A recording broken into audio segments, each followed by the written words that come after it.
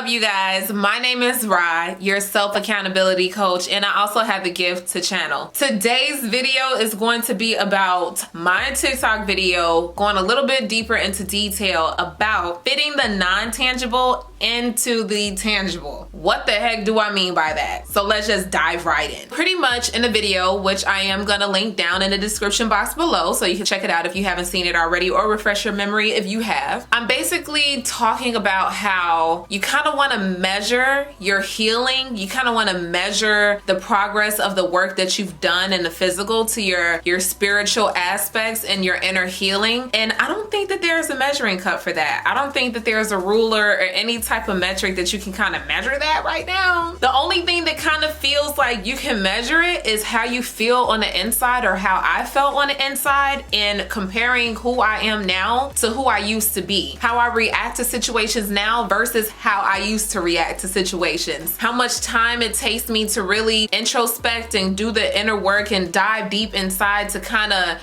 figure out how I want to deal with a situation versus how I used to do it. Like at first, I had all type of buttons that anybody could push, and I kind of felt like any and everybody could control me with my anger if they knew how to anger me. So now, the things that used to trigger me don't necessarily trigger me anymore. At the same time, I'm now balanced enough to see what to respond to, how to respond, and what not to respond to. Because sometimes you gotta be other people's karma. Sometimes. So something that I noticed in this journey that kind of goes along with trying to fit the non-tangible into the tangible is the good, bad aspects of everything in the world. I see everything as kind of like an experience, more so than good or bad. Yes, it may hurt and it may be unpleasant. At the same time, going through certain things and understanding why certain things happened or how they happened, and seeing how they showed up and seeing how you showed up can actually be a benefit to your life. In the particular TikTok video, I was saying if I did yoga and meditation, I should be healed 20% and 15%, and we really don't know, right? How are we gonna know how healed we are? There were many times that I meditated almost every single day, 30 minutes every day, and I would feel calm and completely at peace and secure and in a sanctuary place, like a sanctuary type of place, just for me to go out in traffic and lose it. You know what I'm saying? So it wasn't just about the practice. It wasn't about the tangible physical things that I was doing. Once I started to go within and get to know self and listen to my thoughts and figure out what was really going on inside me, within me, and even outside of me, how people were actually reflecting trauma responses within me, how something that may not seem it has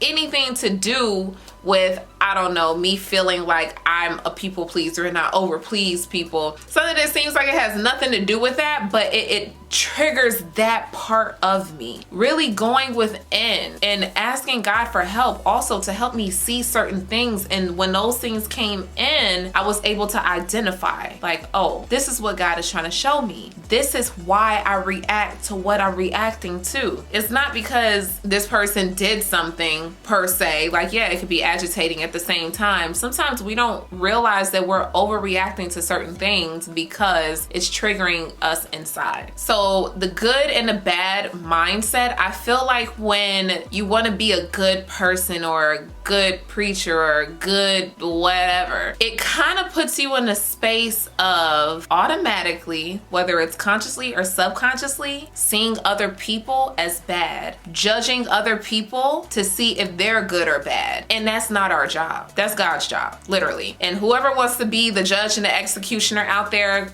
hey, more power to you. I don't need that type of power. I don't have that type of energy. I don't need that type of stress or burden on my shoulders to sit around and look at everybody else and what everybody else is doing and point out what everybody else is doing. Not my job, especially if I can't do it for myself. A lot of people that do that have a very difficult time doing it for themselves. So you can point out everybody else's faults, but you can't point out your faults so that you can fix them and show up better in the world. I think not. it's time to go back to the drawing board. I just found myself every time I was trying to be good, for me personally, I would self-sacrifice myself. So it wasn't necessarily that I was seeing the bad in everybody else. I was like, oh, I have to tolerate them because I want to come off as peaceful. I want to be as non-confrontational as possible. And that almost killed my light. It literally almost killed my light. So the good, bad, and then, you know, the people that feel like they're bad, they're gonna give up and they're just gonna do whatever they want to do. You know what I'm saying? Or they're gonna be set in depression, feeling like they can't get out of the hole that they're in because they're perceived as bad and they believe it. How about things just happen until you figure out what cycle, what lesson, what you need to learn, what you need to overcome, what you need to embody. When you get past that, then you graduate to another level and it gets better. Your days get better. So the good, bad personality, mentality, whatever, and it also causes people to be super fake, super phony. They want to put on a facade in front of everybody. Oh, my family is better than your family, or my child is better than your child, or we're better than you. And you're not better than anybody. If you incarnated here in your flesh and blood and bones, I'm sorry to tell you, you don't show up better than anything else. If that is your mindset, then you got a long way to go. So finding balance in your life so that you can then find harmony in yourself, so that you can then inspire others to find harmony, balance, peace, and love within them, that is the goal, in my opinion, of course. I mean, who am I? Who am I to say that? I'm somebody that's basically finding balance, peace, and harmony and love in myself. But hey, what do I know? Another part that actually is key to this particular video is the fact that you tend to get so embodied in the journey and doing certain things, and I don't know, burning sage, praying, singing, keeping a high vibration. You then start to try to control every aspect of the journey, and that's God, to allow that to unfold for you. If you have a destination in mind, just going with the flow and allowing God to guide you through it, that is the key.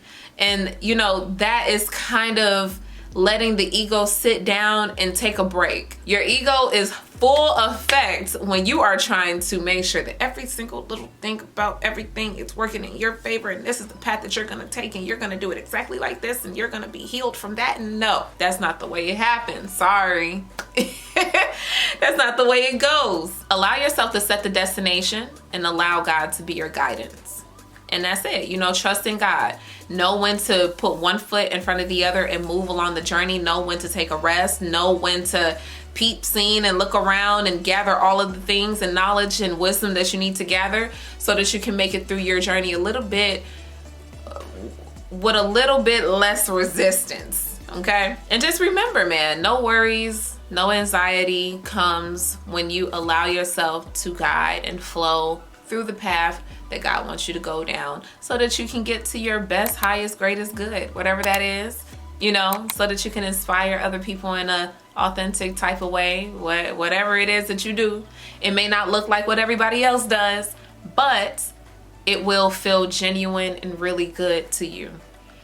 I am definitely going to go deeper into this topic on Patreon. If you're interested, the link is down below. I will definitely be going in on there. I go into depth about a lot of things. I go live in our channel on Patreon. If you want a personal booking, definitely take a look at that, and I'll definitely be able to help you. If you haven't, go ahead and check me out on TikTok so you can stay abreast on these TikTok videos that I go into depth in on YouTube, and you can kind of get a vibe and a feel of where I'm coming from already by the time I post my videos.